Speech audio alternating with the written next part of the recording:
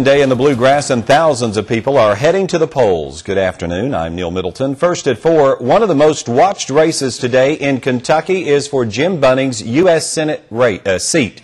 This race has also captured the national spotlight. Rand Paul and Secretary of State Trey Grayson are the Republican candidates in today's primary. The latest polls show Paul with a double-digit lead in a bitter Democratic primary. Lieutenant Governor Daniel Majordo and Attorney General Jack Conway are still neck and neck. The outcome of Kentucky's race could have national implications. CBS's Joel Brown is in Washington to tell us about what's at stake. Pennsylvania Senator Arlen Specter cast his ballot this morning. The former Republican turned Democrat is in one of the toughest political fights of his career. Polls show the 30-year veteran of the Senate is in a virtual dead heat with his challenger, Congressman Joe Sestak, who says Specter shifted with the political wind. Arlen Specter switched parties to save one job, his, not yours. In Arkansas, Democrat Blanche Lincoln is also fighting to save her Senate seat.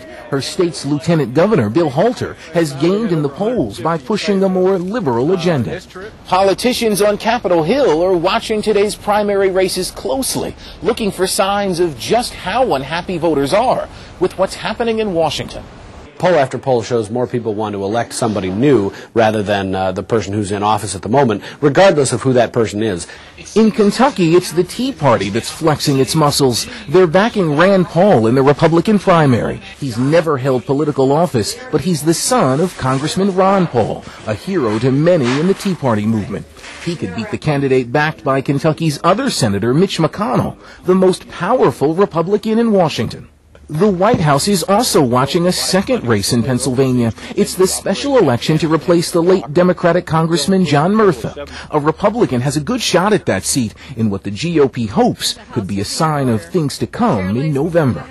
Joel Brown, CBS News, Washington.